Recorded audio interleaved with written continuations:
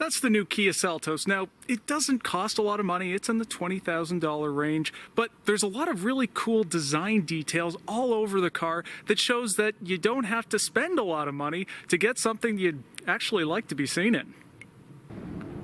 Now, despite the details I'm going to go in, just in general, this is a really clean, nicely proportioned design.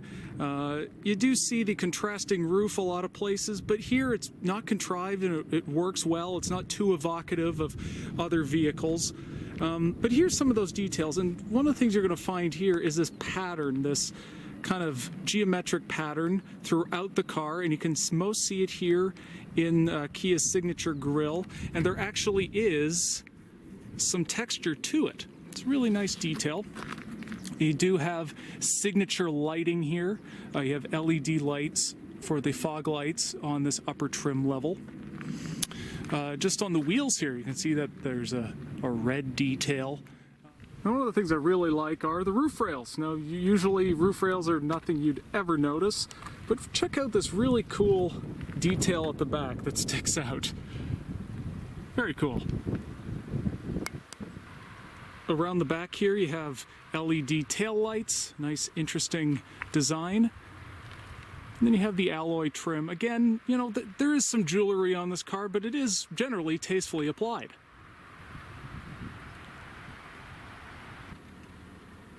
Now, it's the interior where the concept of getting a lot of interesting design for not a lot of money is best shown. You know, there's a lot of hard plastic in this car. On the doors, hard plastic. On the center console, hard plastic. On the dash top, hard plastic. More than you get in Kia's own Sportage, let alone something like a Honda CR-V or Toyota RAV4.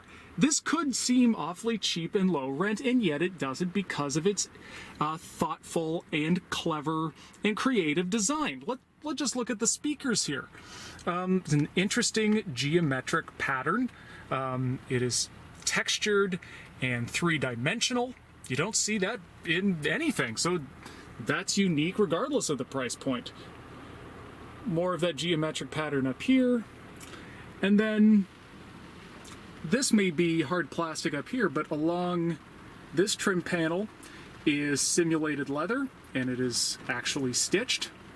Another detail I like is this metal trim grab handle.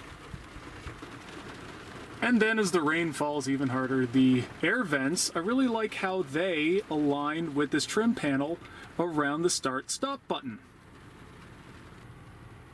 Now, you can outfit the Seltos with Kia's latest widescreen touch interface. This is basically the same as what you'd get in a Telluride. It obviously comes with Apple CarPlay, and because it's widescreen, it's split into thirds, and 2/3 are one screen, and then there's the other third. You can go through various vehicle functions, go to Kia Land, and there's some interesting elements here, and go to the Sounds of Nature button. Don't need that. Okay. If you want to feel like the car's on fire.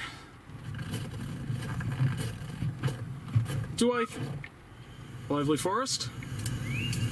Now, do I want to listen to this while I'm driving? I don't know. I think it would make me fall asleep, but especially this one.